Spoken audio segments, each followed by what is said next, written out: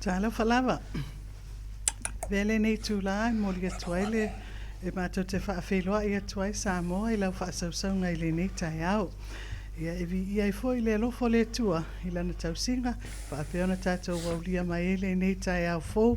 ia I lumo nua le o tua nuu pe o le umpua si o tatou atunu. A le nei taiao ia e faapea lava tau ona faailo le aunga o le nei pol kalame I le masani ai la o tau sila mai. I le matou laulau le nei taiao.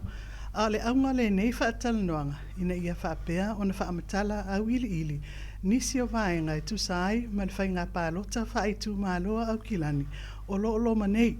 a matamailea I le aso iwa se tema, se io o I le sefulu lua I le awoli, I le aso sefulu o ke topa.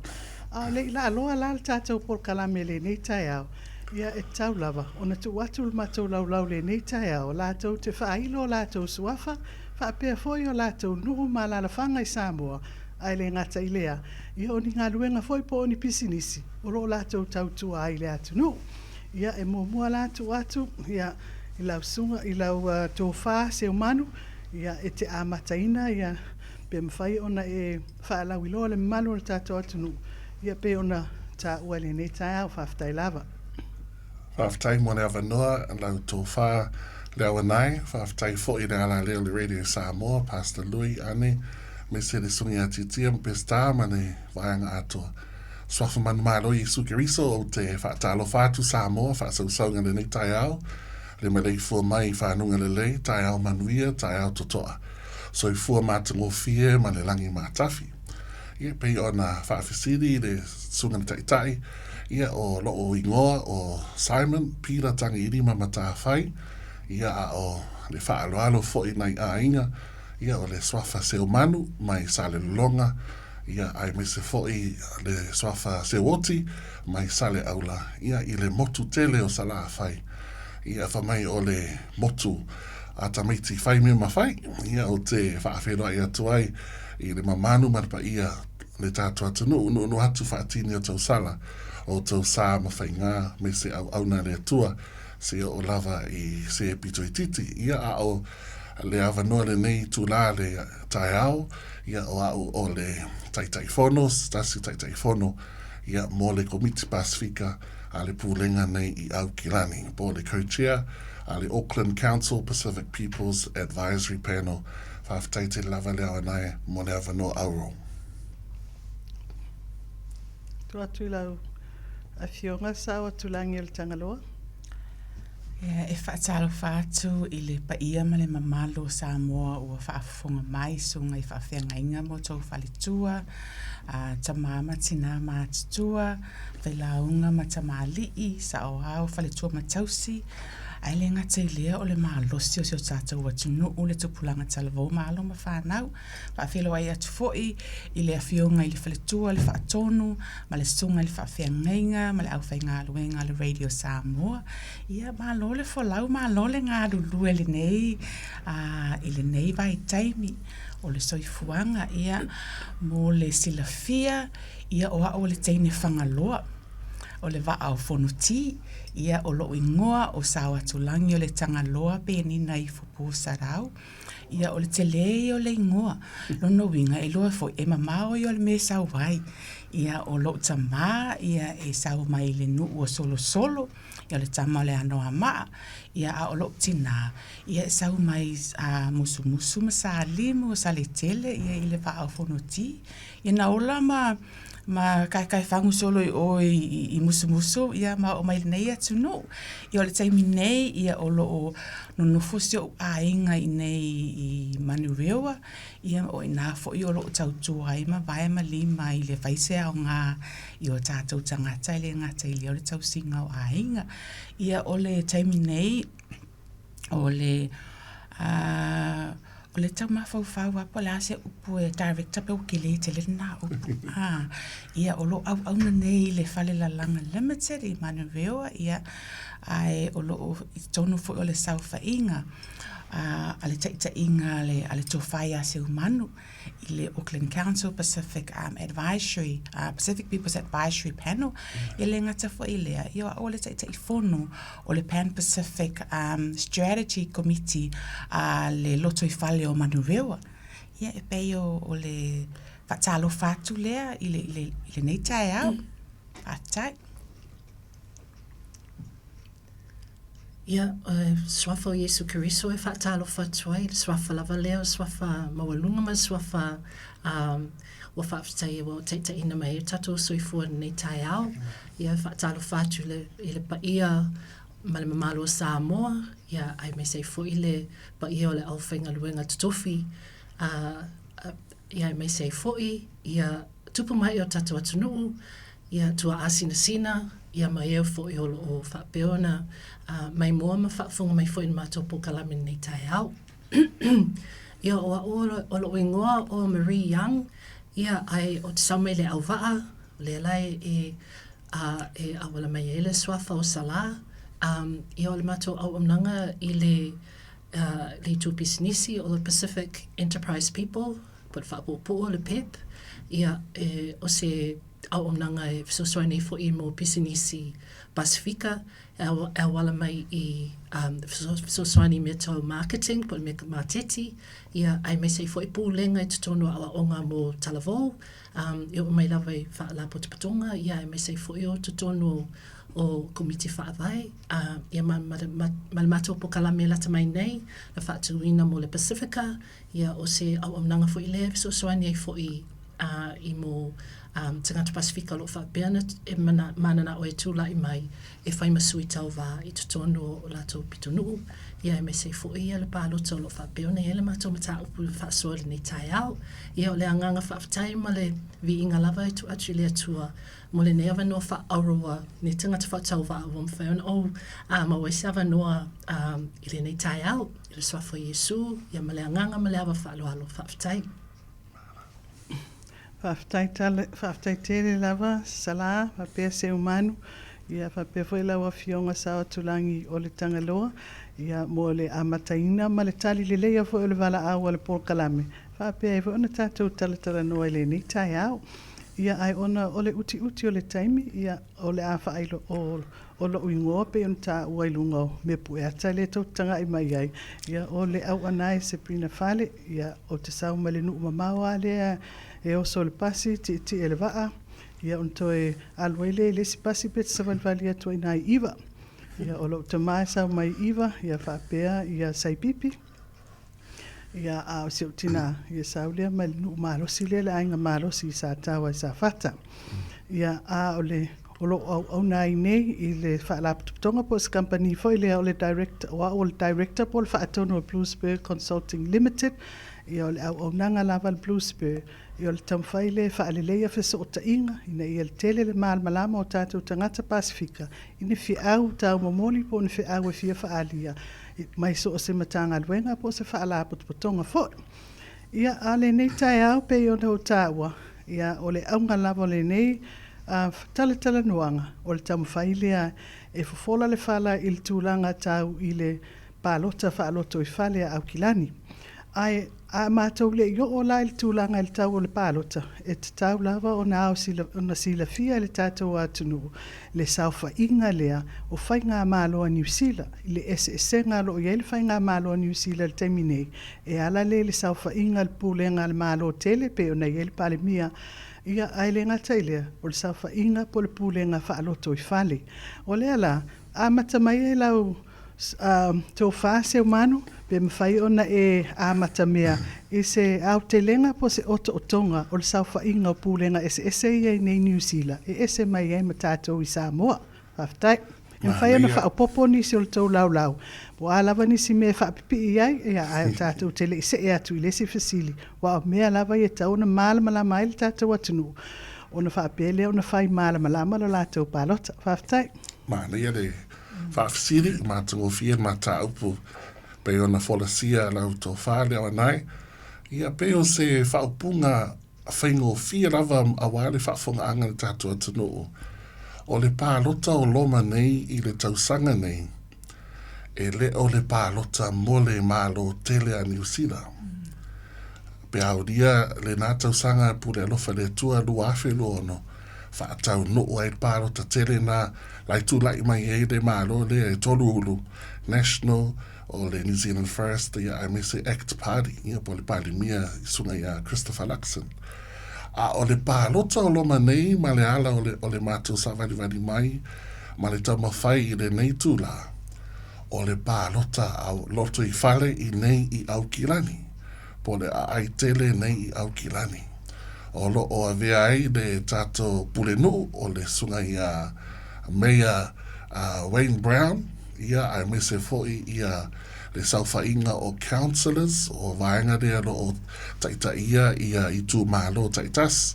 ia ai me se foi ia pito no, los funtasi pito no, o lo ye local boards le na no winga ese ia na ese senga mai tato i Samoa lo vevela le faalanga mai i Samoa o lato la fia ngai ma le lato palota tele mo le lato palimene a me se le malo ia pe tato va ai i no mala la fanga pe to ye se tutusa ma le tato va ai i nei i local boards po pito no po o le pulenga fai tu malo. Ia ai pe ona i le la vali atuale ata lea e mato team ia a o pe o le nganga lea e le o le palota tele mo le malo i le palimene i Wellington. Ia a o le tatou a palota i nei i Aukilani le a ai matango fie pito siri rava ona matango fie New Zealand a te roa atoa. Ana ngang whanaro. E se o lua a fionga e fia whaapipe whaapopo i le tūlanga. Whaftai lau tō whaale au anai. Na o sina whaapopo atu lava i le whitalainga tō wha se umanu i le ese senga. O le e eia le ese senga, e te lele ese senga. O le e tutusa le malo, le painga paloka le ala sauni atu wai le malo Samoa. Male i le suele pale mia ma minista o le kapineta e mei se o sui mai tu malo ta itasi e fai mo la tau sui i le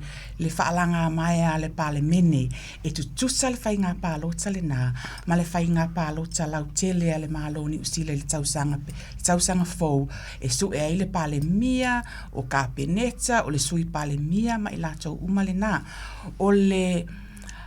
i te tonu o nuu i Samoa, e iei fo i le la tau whai ngā whitwhilinga, ai umia e matai e ali imwhai pule, le tofi mai e le pule nu, po le sui o le malo, e iei fo i lalo la tau sui o le malo a tinamata matai, o na tofi mai le o sui o le malo le na, e au mai i te tonu i le, I think pei umalava o le matanga luenga tinamata maitai, e va aia le vaenga le na, le iei pule nuu masui o le malo, o inala, o inei i Aukilani, i le palok e afoi, i le paloka i le loto i fale lava ia o Aukilani, mana tua i me ka o regions, Aukilani, Wellington, Kalaiskeke, o mea umana, o i whai tū malo ta ungo mea na, o ineila le Auckland Council, le pe ona saunoa ia ai foi. Ia amen pe ona pitalai ia se umanu.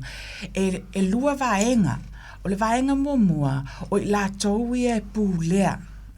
The governance. O le governing body le nā, po i la tou ia whaia whirwhilinga ma whaai unga. Le iai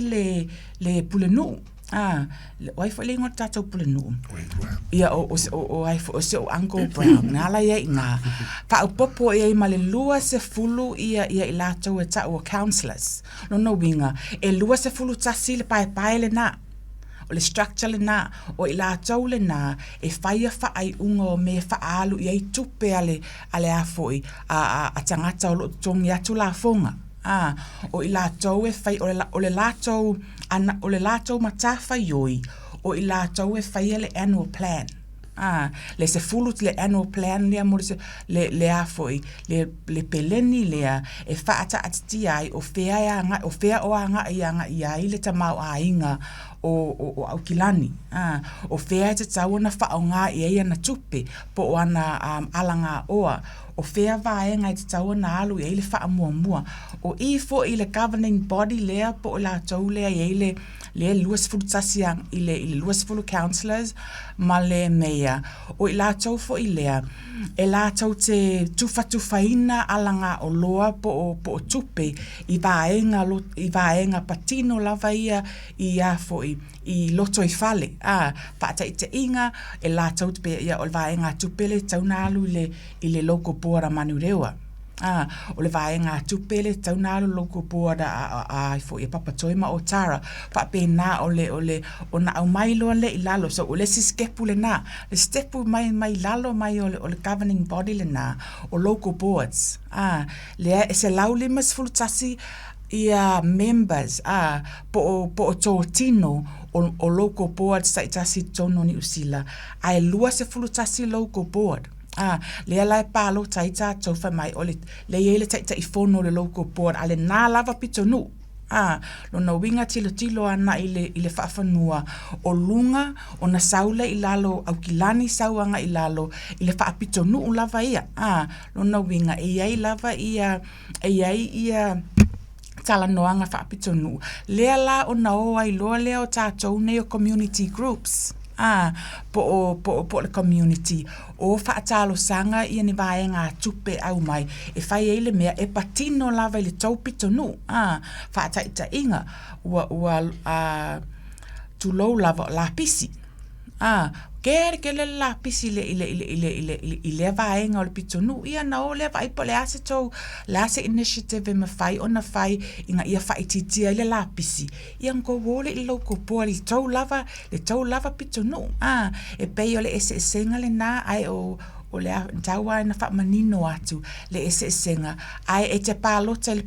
le la whai nei le a mata ia se te masa ia o la se fulo o ke topa e te Palota ai la ia i le councillor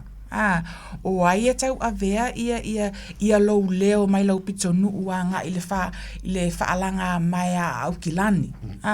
lea la whaataita inga wha malulu atu e whaonga manurewa o na peo i nae o te sauai o lau ke kuingi mai e ngai manurewa so i manurewa la e lua ona e ko o luanga councillors ona e kawa ia le wards atua le nā o manurewa sa ia papakura le nala e lua ai ia foi i ona sui e whai masue o e Auckland Council ai to tonu lava i o loto i whale o manurewa e to avalu o na tangata whai le Palota fili mai eile to avalu o i la tau la le nā e whai a whai unga wha loto i whale lava i o manurewa pe o sina ai sa la pe i se whau popo i ngalo ia te au Ia malo lava saunua ia atonu ele se whaapopo ai o te tonu o manino mana ia fola sanga ile se senga o le Palota i whai Samoa mai nei New Zealand ai mai se lava i pitonu o lo whapeo na saunua ai ia sautulanga tangaloa so ia malo ia whaftai lava se umanu mal tau lau le whamtaltala ina fo i o le mata upu pe on tuina atu o le tūlanga lava lea o le wha mai oio ma le wha mala mātili o le ese senga lea o le sauwha inga o pūlenga ese i tonu New Zealand pe on tau tā ua sauwha inga le malo tele ia o amata whai oi le malo tele ia ngā whatau lima lātou mo mata upu e patino lea i le malo ato o New Zealand pe o se senga sili lea le tau maua mai la o tau whasoa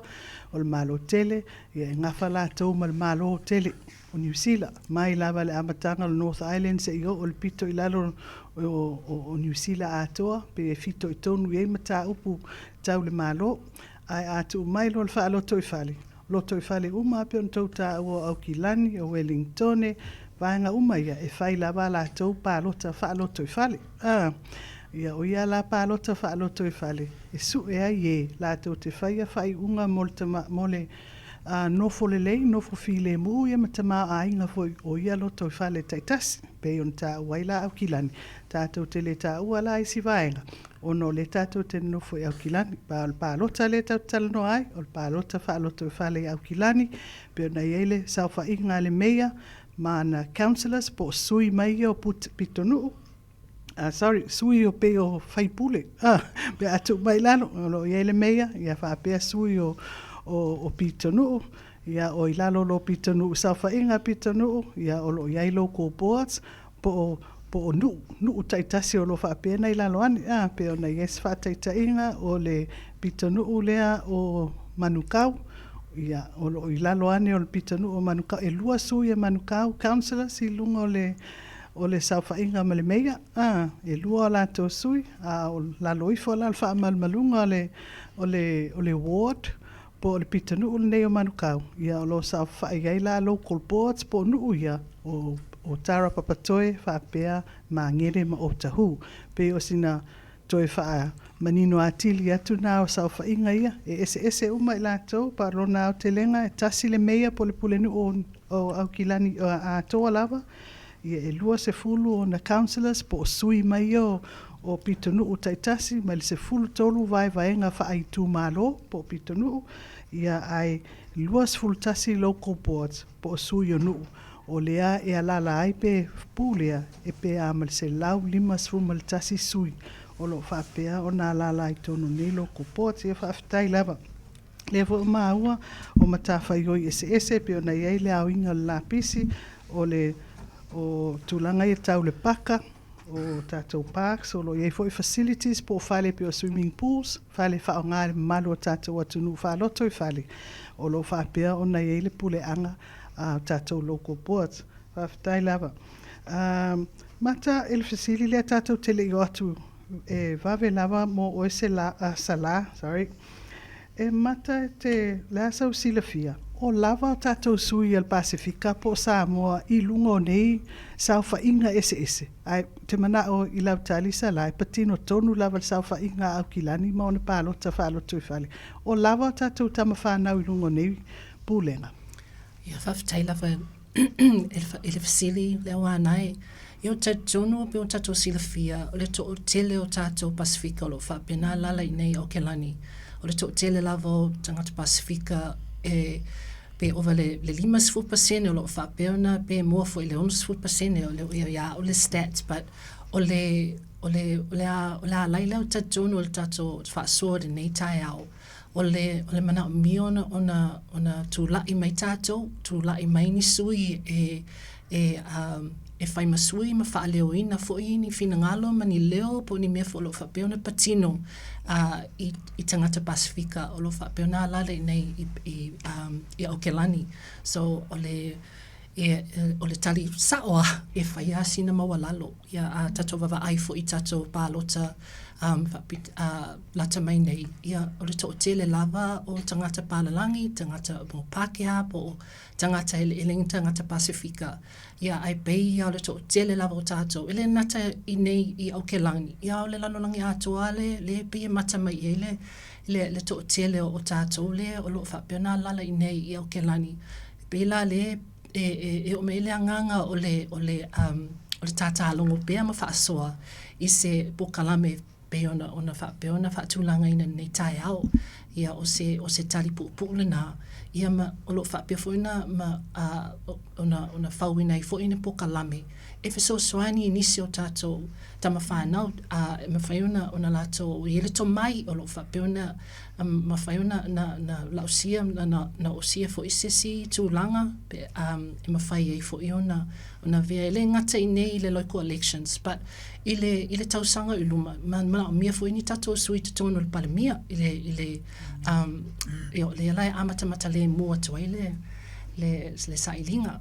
whaftai. Whaftai lava sala, la tātou se e atulai le simta upule tawa peana fia maweso tau fina ngalo. Mata o ani, lau tau whase o manu tali lwanga mo molfesili. Pe mawhai ona e talatala no al tūlanga le ni au lape.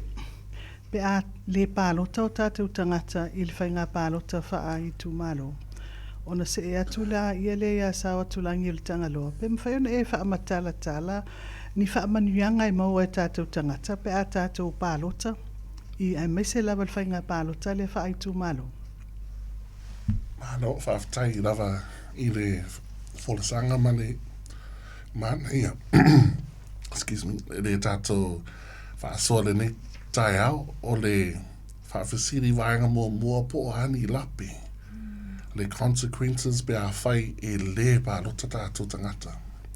Pe ona sau noa ia sala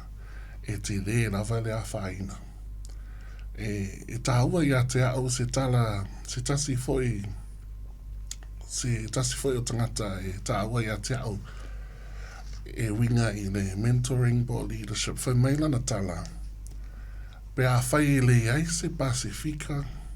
i lunga o le laulau e le ai fo i la se leo a le Pasifika. Pe a whai le ai se tātou sui i lunga o le laulau po le pūlenga, po le whaalanga maia, le sairinga o le tō whāma, le whautanga, o le o fuafuanga whatatau, o so se whaapolo kalame ina, so se mea le pitonu le ai tere nei Aukilani, lona winga e le ai fo i se tātou leo. E ngalo tātou, whai ia lea maisi atunu, ai tinga ina pe whainga tā lava le tātou ta mawhai ati na e o tātou polokalami e kālesia, polokalami whaale community, ia mawaenga umai whaale lea ati li ai foi, le soifuanga male au mau le tātou atunu i le nei a ai tele. Ia peo se tari popo le na pe a whai tātou te le Palota. Ai amu ia foi tātou, pe a tātou vai le situ, i runga o le councillors te minei o lo Yesu i Samoa e to tonu. Pe a tātou vai local boards o i tātou sui a mese ai nei Aukilani saute. Wa a mata fo i ona i tātou sui i sisifo sasai. Ia ai mo o mia pēr le tātou o pongi o le wha moi moi. Ma langolango ina e le ngata i le whai o le Palota. Ia a o ni sui foi e tā mo e whai mau tātou sui. Ma le nganga whanau. Aftai se manu.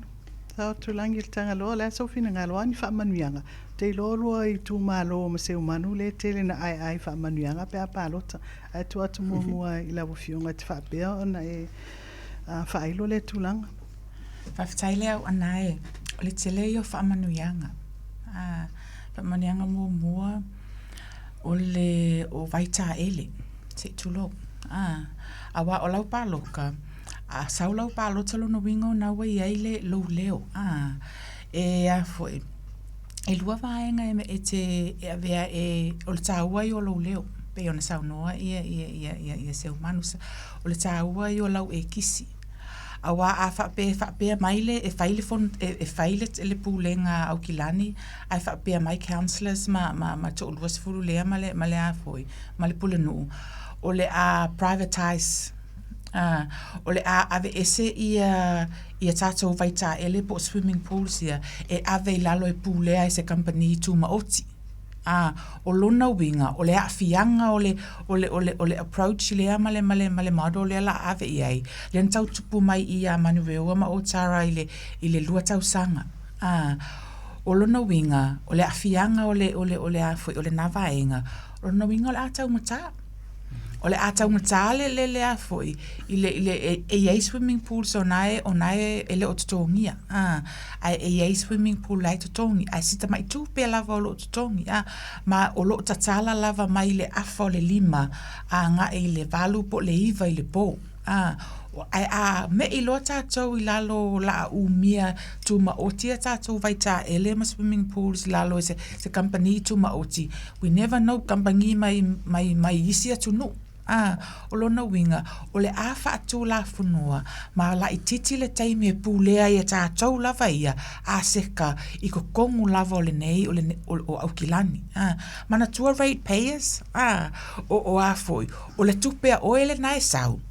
Lea e wha tupe o mātuai ele afoi, ele Auckland Council mea o malava nei. o lona winga, e te tau a whapela ngā le kokongi a o lau rate, ai le iso leo e tele Palota, o lona winga o lai ave fua lau tupe. Ile a foi, ai a vatu lau tupe, le toi fo i mai i a te oi, a le fo i mai lunga community kusa o le sau lunga, o le le ta mau a inga, ma o le wa iai wa excess o mai e tatou au a inga, o le, sa o le membo mua le na lona lua, o le whaamanuianga, pe a e Palota, e le whaapea tu whātua le Auckland Council se tupe i a te oi. Ai, rona winga, o le a wha maua lunga i le tupe maua le nāpi tonu. Pe i la whaata inga o manu rewa i le taimile nei, i le afo, i le budget le na sau nei, te lele vai ngā tupe wha au popo.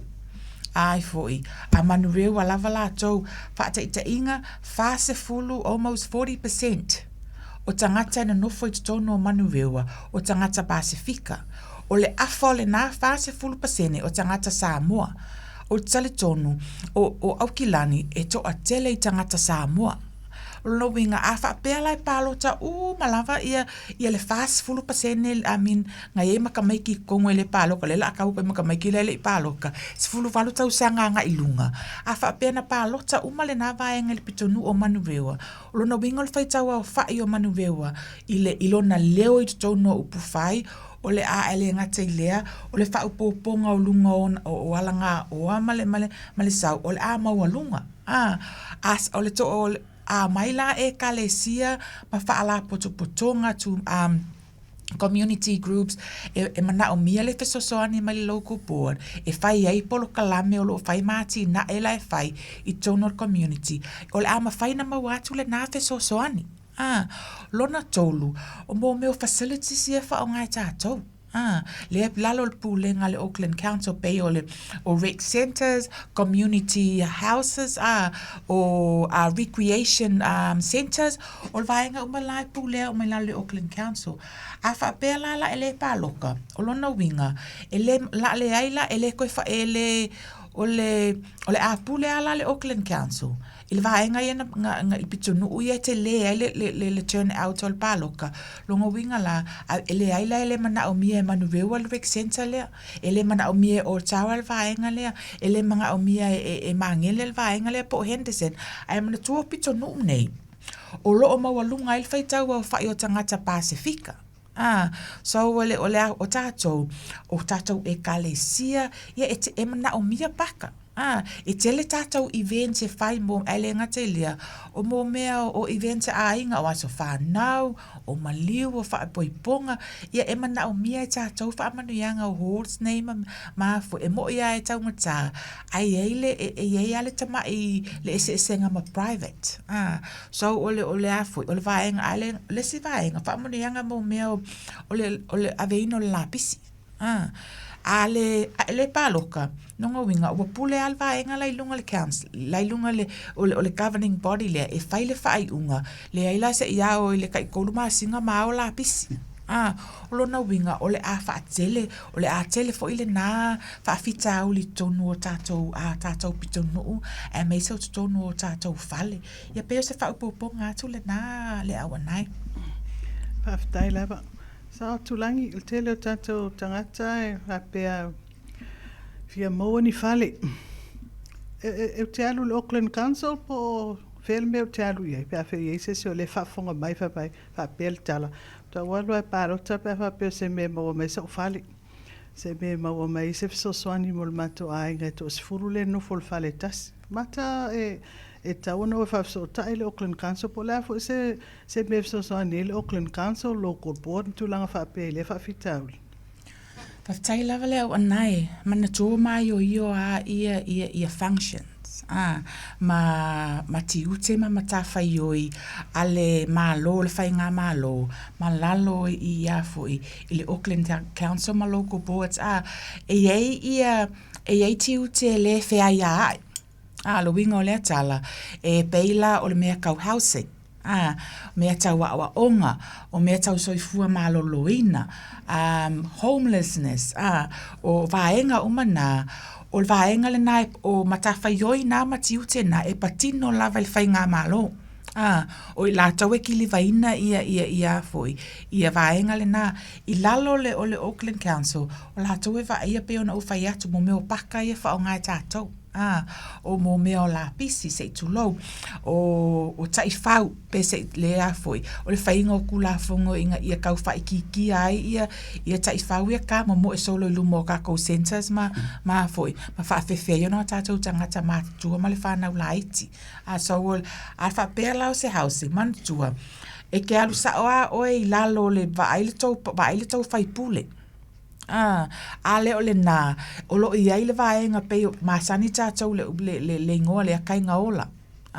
E le pūlea le Auckland Council le kai ngaola, o le afoi, o le social housing le nā le malo, o lo no winga, e ke alu saoa o i le matanga aluenga le nā le malo, o lo o pūlea ina fale ma le vaenga le nā, so o le afoi, o le senga le nā, mea kaua awa onga ke mga umia, pia o le ai whaia onga le mako wa onga. Ia wha mole te le alu le Auckland Council e ke alu sa o le afoi file submission ave le tau board le board ale a onga le nae pulea o na e whaatangisia le matanga luenga o onga o matanga luenga umana le malo e lalo le pulenga le malo ai o local boards lona winga o le a whapeone mea faalotoifale ia va ai le talsale noa i lau afoi le tau pulenga faalotoifale o le leia toi au le leisi vaenga le nae sau whawhai le sau whainga le nā ia o au wala e mawhai ona e whai ai e paina whai lau mea ka o le deputation te le lopo le alfa Samoa le nā upu e te alu ave le tau polale mana onga i le tau a whapeo le tau au laka pi por ko au kirikiki por ko community group palo ma tuma nai to ina ia faile to proposal male to ia na avela ia le to wa foi le local board e fa tang si ai se feso soane e sa we fai ele to por kalame le e te le local board la e fai ele fai unga ai afa pe wa e te local board ia e kele ale Auckland Council you know what to e fai ale me fo ia e tal no ai lau local board o na fo we ai sui o tato sui Pacifica pe ona sau no sala o lo ai ele o lava okay pe po o lo ai foi ai mana o mia we need the right people it's one thing we sit at the table. Second thing, we need the right people. Ina ia whaapea na mawhai ona tilo ma fesili pea. E leo pengi whiki a mātou tangata Pasifika i another tau ia ma le whaasoa ina o afu e whaamunuianga mālanga oa. Ai se e lei pe ato e tilo le spiko. Whai ngō fia lale ngā luenga lo vaenga lai local board. Pe a whaapea mauti noa e ko a kele tangata i o tātou pitunu tangata Pasifika liana Palota. Ai whai ngā tāia i si vaenga lai sa whawhai local boards. Pe a tau mawhai e kau mawhai e afoi e whai le talai o paisa kupe e kaunga mai nga kukusa le afoi e whaasoa ina o tamau ainga pe a whaapea mai ia ngangat ko as 4% tangata i o Pasifika ia na Palota mai e pei o na ia fianga le nā ma tali atuai le fesili le au anai Whaftai lawa sa o tulangi le tangaloa se umanu sala e se me fi whapopo Yeah, le se mea paole peia ole whaamawhaina lava ole ele ngata ina awai ai ia mana mia lava ia tangata pe ona saunua ia sautulangi tangaloa o tangata i te taona i ele anga waa ma le anganga i mawhai ona auna i awala whapene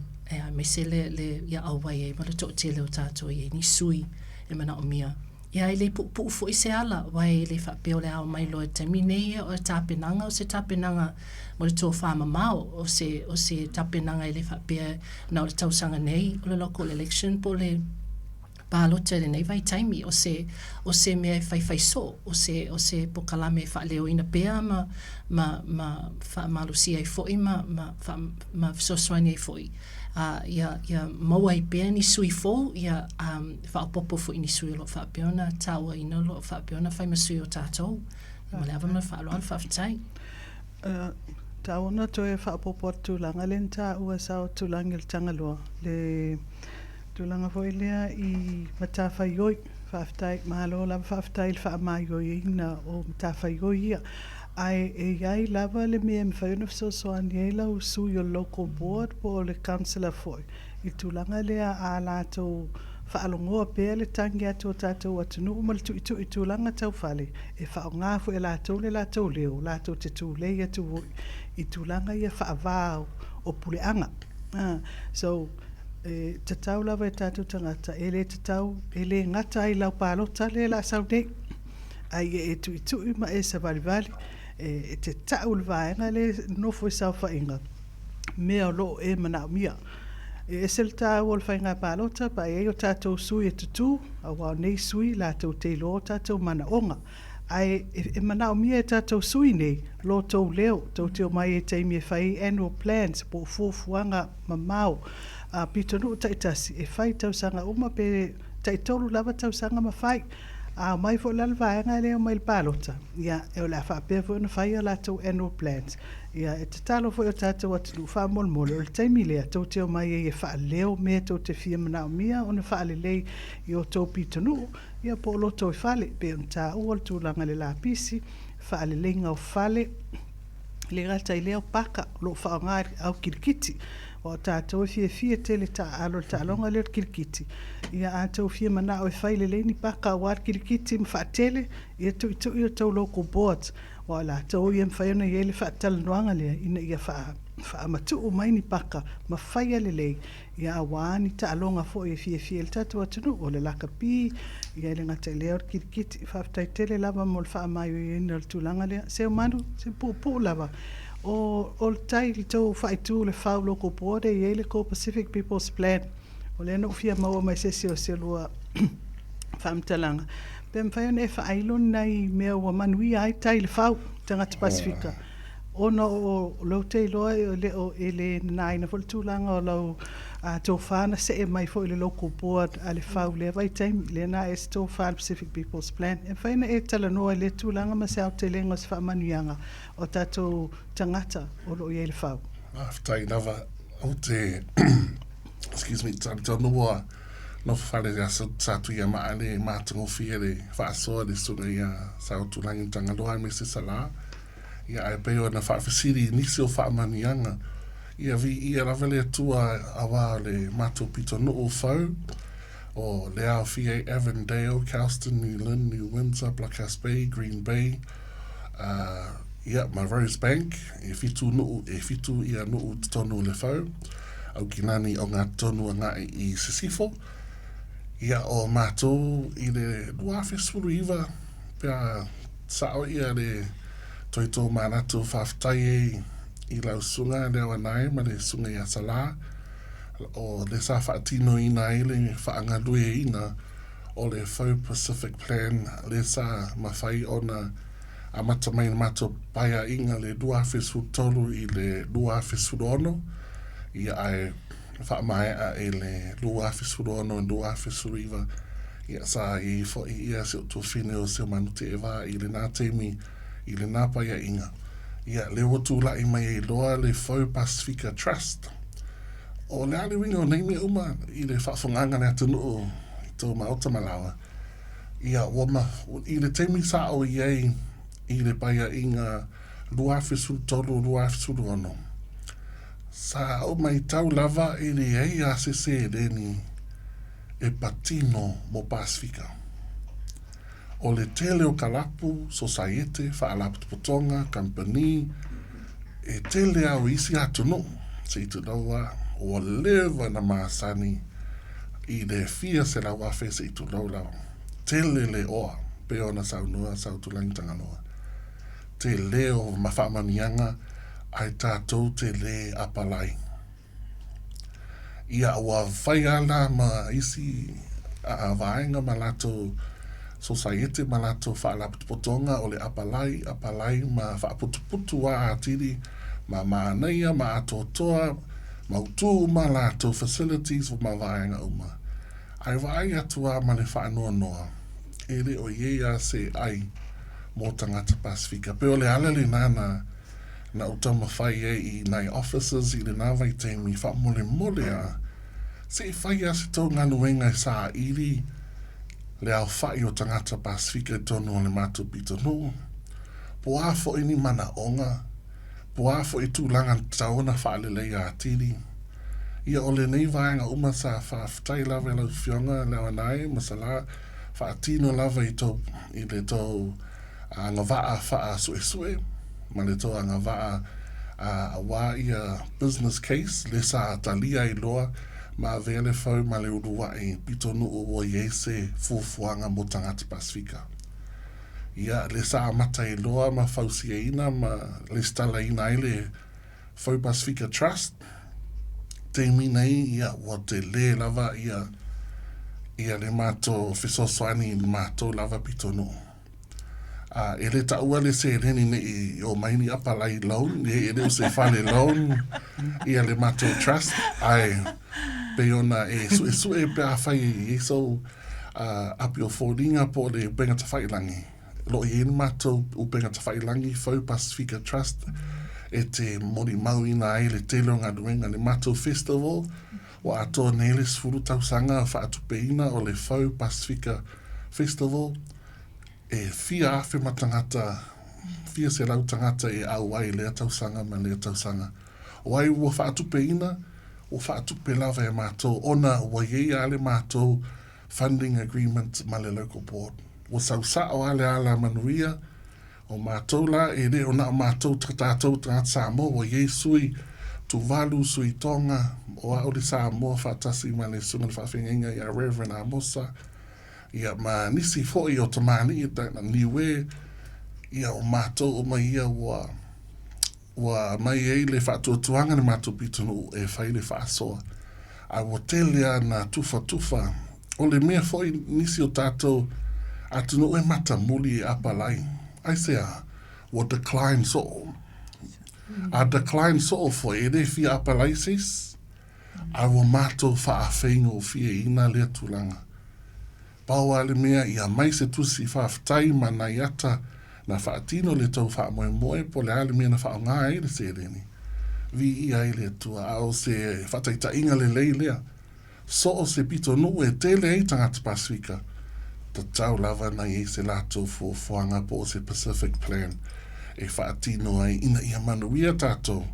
Mau ai equity a ne vaenga rea whaatutusa le lei umai tato. Awa lo o tau ati na e pe tātou malenganga whaeroanga. Whaftai lava, seu manu.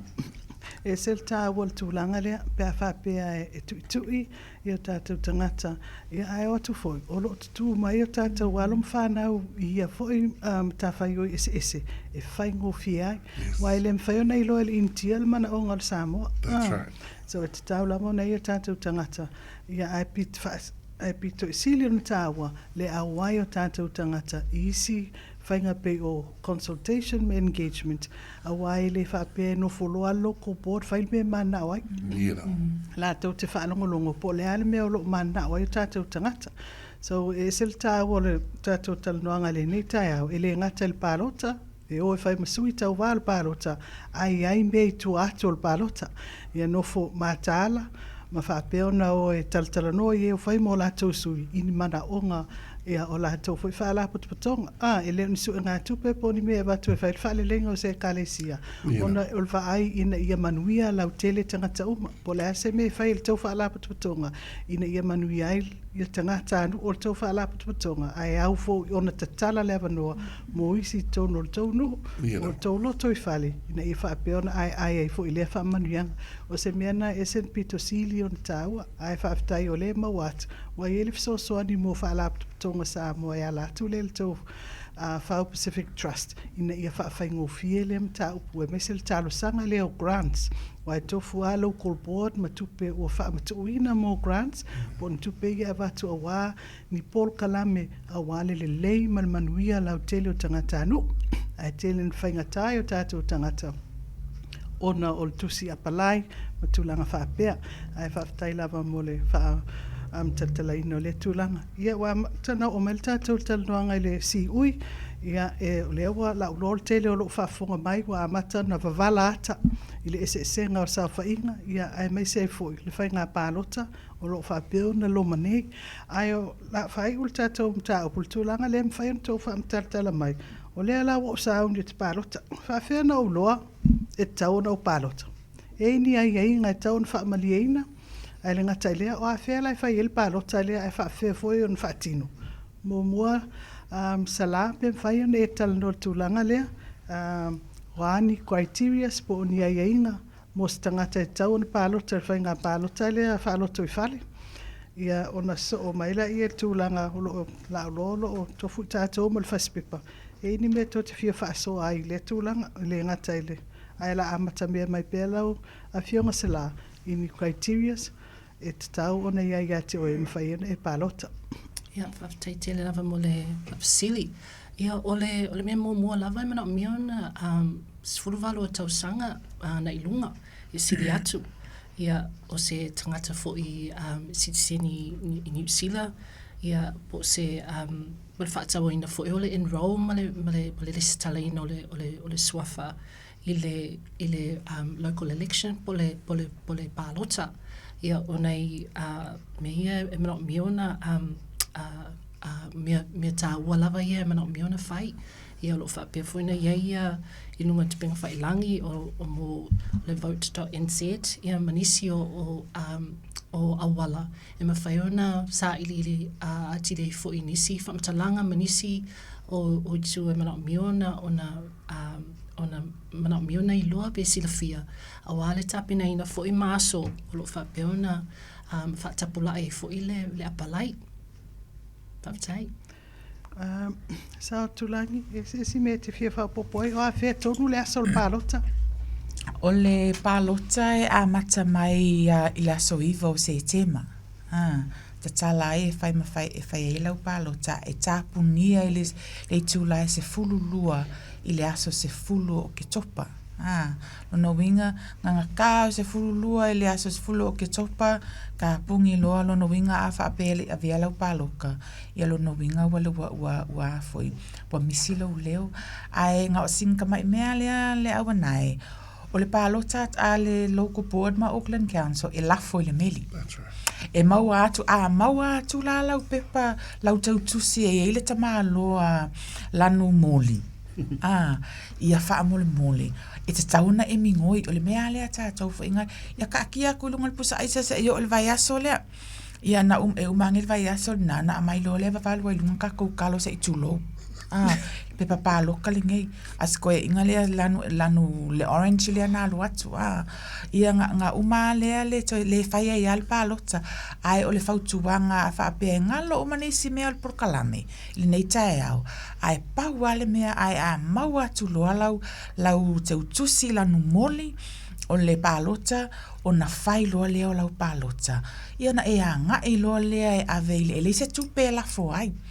ia na isa vali loa lea pete oso i lau taa vale i lea foi pete vala au le next door na e tele pensini o lan taa vale sa ua kao e ave taa pālota i o lafo i pusa meli i le post office ale o le na e so o se fale tusi lava libraries o lo e iai ina le pusa pālota tu o iai tutono ina ale o lea va ai pack and save e whaalawi loa mai lunga e iai pack and save ma countdowns e leo pack and save uma po o countdown uma i ke ua meri access nga e whai mai fo o ke aru pack and save e iai lava pack and save whaai loa e tu iai nā lau pe papalo tai tono le pusa i ona esa vali mai lea ma whaisau te talo i lea tua ia tu mai le tangata lea na e mana o ai lava i te tono o lea foi mana tua foi tātou o sui e ke pāloka i atu tū mai e a foi e pule oe ile o lou leo e tāua i le sui lea i le langa make them accountable and make them work ile o le e totongi le vaenga lea e totongi councillors le sau whawhai mai lunga e totongi fo i local boards and members ina ia mai o tupe ai lo totongi ai ratepayers money o le tupe o e ma le tupe a le te tongi ai, so therefore, e te tau lau na tātou ngā lulue, ai te talo atu Samoa, e te tau na tātou ngā lulue whaatasi. It's always a question, what is it for me? Pe a whai me ia ele asem ele o manguia al mako a inga ngā mea pa tilo ile lumana I manuia o tātou tangata ma o tātou community le nei atu no whai lau Palota pe unsau no sa las fulu valu tau sanga tolu ia vaenga e maulalo ia ma only Pacifica Youth tupulanga a wha te fulu valu nei masina nei pa tauna ele stala wha fena le stala I lunga le online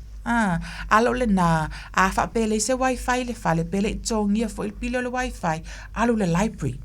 ile a foi e fe so ani le vaenga nai ai ia tamai ta Samoa o libraries mai lato e fe so ani atu alo le na fo ia mele mai ya salama ma le au anai ma se humano be fa fen fai lau Palota ia malu fa alo lava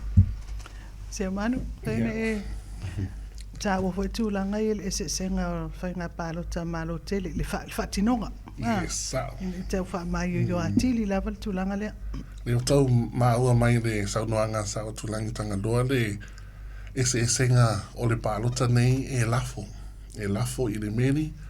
pe I mea ta o le special votes e mawhaina ave I pusa whapitoa I tutonu o whaletus ma dewe ye fo inisi o supermarkets po fale o lo tele wa ofo mai fo ilato fale o lo e mawhaina lafo I Palota e tonu o I pusa whapitoa ai e taua lava le vaenga nea ona pe ona saunoa saua tulangi o tanga noa o tātou lava e tele na complain a o tātou foi tātou tele e whaatino ina le Palota e o le vaenga taua lea e tataua ona I lo sao ma e tohi maa ia awase manuia o tātou le tātou a aitere po pitono mai tu malo o le ua sau noa ia salama sau tulangi tanga loa winga I le whaatino ina le Palota e whaonga le meri mai lafo e le peo le Palota tele e ia whale tele lava so o se tafa o le atunu e te su atu ai matala au atu a o le vedesi vaenga o te fia whaataua ina whamone mwane lava le atunu upene pea whai o loo ia te oe se musumusunga na nganga pa ia e te tau ona e tū lai whai masui o loo i ere awa noa e whai nominations lona winga whai loa lo fia tū lai ma vea ma se sui ta moe a le tātou Palota le la amata nei e tapunia la le o tatala le nomination e tapunia la le aso wharai le mua o Aukuso e tauna whiri ei le tusina e whaatonu ai ma i nisi tangata e langolango e toa lua e langolango ina ia lau nomination ma au te whapitua se tala mo nai tala vau tupulanga tala vau whamaire upule apostolo aua e te manatu whaatau waa I lau tala vau lo o mo mia nisi o tātou sui tala vau e toa le loto e tūtū lai I tātou pitono awa o oto o le tai au male nei po le so awa le tātou tunu o te lea I tangata matutua se I tu lau lava I know e lai te re fo I le experience ma ai e mo o le temi nei I le sawa lo I le lalulangi ma le mea le tau le AI po le FBI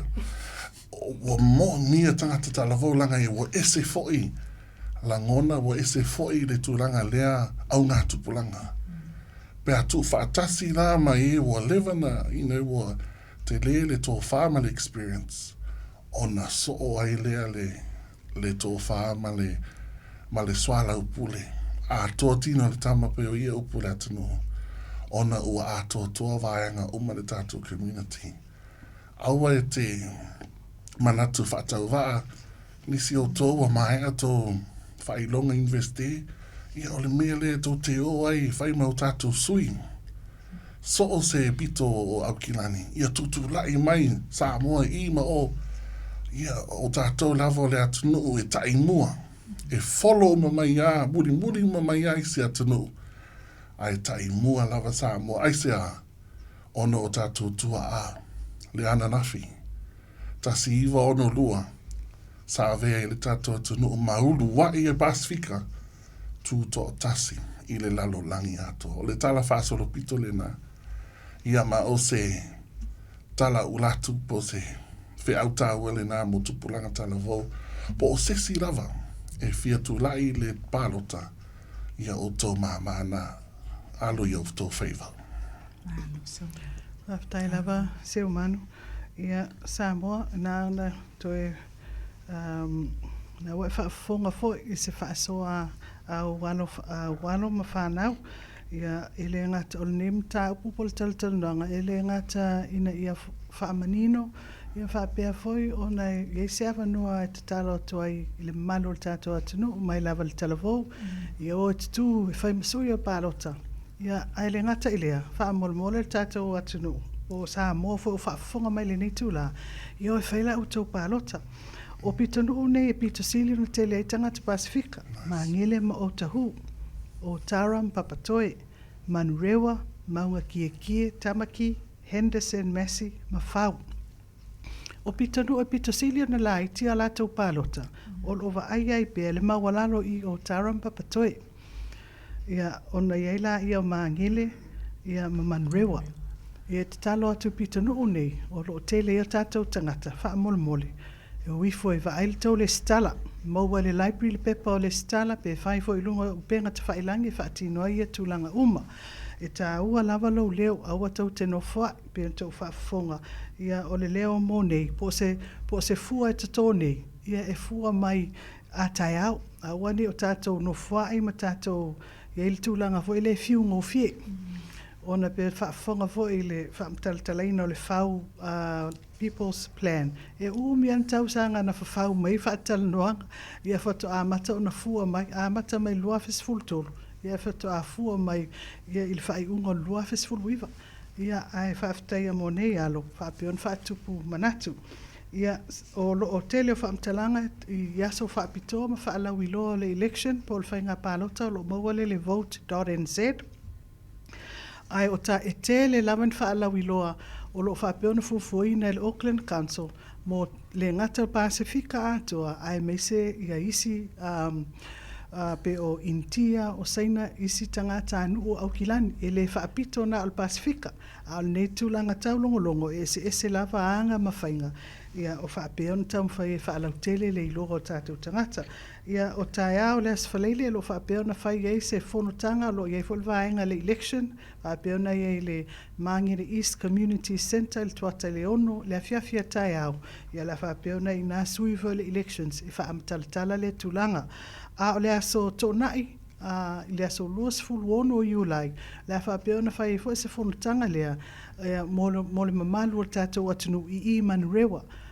i le afa le iwa le tai au i le Life Church i le 24 lufulu whae lufulu ono Mates Road ia o lo whapena on whais whatalanoanga mō tangata anu o tātou tau mwhainga nei whatalanoanga i atunu ese ia whaali liu lava i le ngangana ina i whapeona whaingo fie le malmalama atili o tātou tangata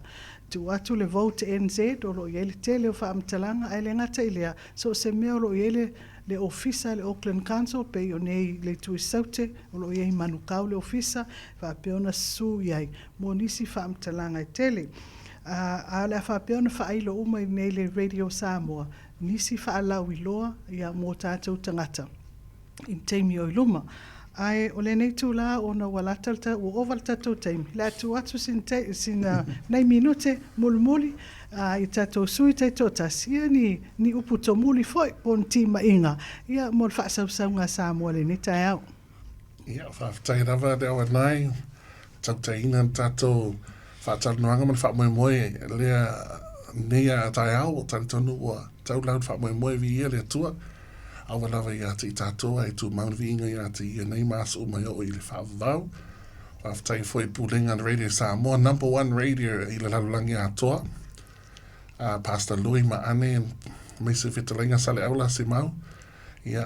tātou whaatasi foi mani whionga i a pista ma tia lo tui le foi ia ma le au whinganoinga atoa ia e fia momoni atoa lo whaanga si au Whaiwhi au pele ia Reverend Taumawhai Committee, ne sunga le sea, ia lela asi i tia i le nuu a tia, i ngā taiwai, a vea i masea i ngā taiwai i Savai, ia lela a tausia le sunga i a tia, mātou whaiwhi au, ia le sunga le sea, ia ai alofangia fo i le tua, ia le kālisia me tis Samoa, fisu ia inga fo i la out whatoanga, ia maulunga pēriwi inga le tua, alofaanga nei o mātua, a se o manu tapu, en se woti palaua, nei a inga mai sa longa ma sa le aula. Ia ai me se le pito sili ia o na la le lei, ai nau fa mai ia sa o tulangi o Manrera, ia ai lela o whai atu o le whau, i Aukilani se sifo, Aukilani o ngā tonu, ai me se Avondale pele i le loto, ia soifua ni su whaafitai lava, mo le nei awa noa vi e le toa. Ia, whaafitai te le lava le au anai mo le lau tō whai le tū le foe le nei a le tātou porkalame Samoa, whaafonga mai, ia wana oni au na whaatau whaa. Paule mea ia e tātā longo atu pia ma se whau, i lau whina ngalo, i lau Palota i te ua ngalo. Mau atu loa le pepa whai loa i le afoi. Ia ma whaasolo ai loa, o ata ma whanau alo ale atu nuu o loo tutu mai so o se pito nuu, o loo ia ave e lau langolango. Ave e lau langolango langa o tau ma whanau ia o le avea mau leo i tutonu o afoi. O whaalanga mai a faalotoifale, ia lea e wala au atu wai ia i tātou malawa tātou oe e upongi e wai pe ona whitalai fo i seu manu. Ia o tātou ai wha ma i te mea, Samoa, lana fo i o Samoa tangata e whai mea ma whai. O Samoa foi ele leo la tau loto ai pe wa kauka ape ngai loko Samoa ile tele o leo wa tātou whaalongo i ai ia ai talo atu la whaftai foi i tinama ta mama tua masunga i whawhiangainga i loto nofo talo ma le tapu wai i so se alo ma se tama whanau wa Samoa i so o se tafa po le alava se tau mawhainga ma se sa ilinga o lo iai e mauti noa lava o lau te talo ma lau tapua inga lea leina manuia e le te tau la o na whaangalo i la mātou tupulanga ta mama tina mātutua alana o tau lo iai wha manuianga o tau fo i o lo iai le poto male to mai e whaasoa mai ia ke langa lai whaile langa lo mātua i a foi i oi manuwewa i o la foi se sifa mai lungo le ia a lofa te le atu mo o tau ia a mai se foi o le po ai lava o mawhatia le nei aso ia a tonu ngai i se au ngā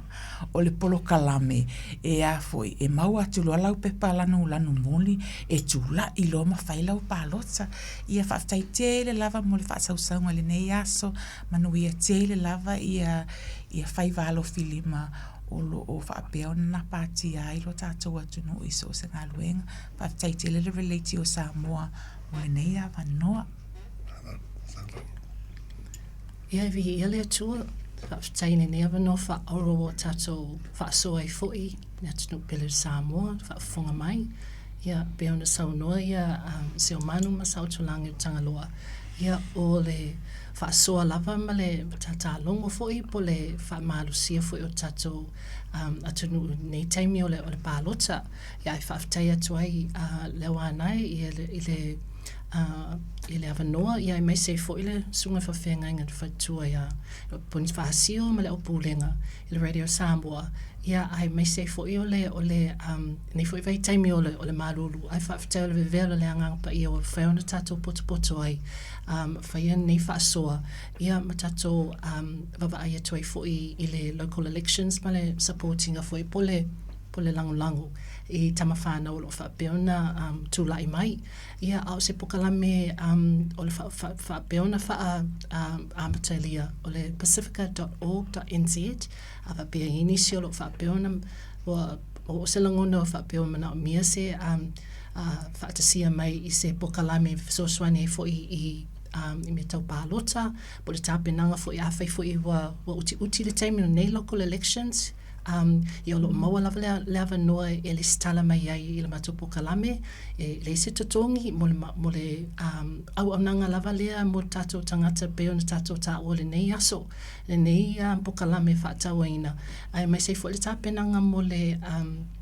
Palota tele o lo whaapena loma, ia o lea nganga whaafitai, ia vi ia le tua mo le nei avanoa, whaafitai atua i fo i le mamalu fo le tatou atunu ia manuia lava, ia la sanga fo le aso, ia ai whaafo i lava vi inga ma le mua i le atua soifua.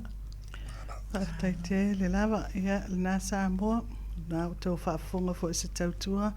au walo mwhanau, ai ei se leo nei au ona wa le tau tamali i la o tau whaafonga, talo lava i lo tau titi whaitama, ia la fo inu u le ai ngā,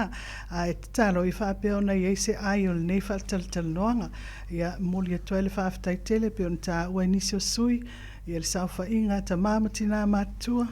ai mai se lava ia tai o e kālesia so se fata whaitau langa i fia o lo no manu mo si o tātou atunu ia maua pea e o tātou ainga taitasi le au ina o le masina e lo tau soifua ngalue ia ai mai se ai foi lo tātou no foi le nei atunu o New Zealand ia ma Aukilani ia pausina leo toi whaapopo ia manu ia tele ma sauni nei loa whaatino o lau Palota whaafitai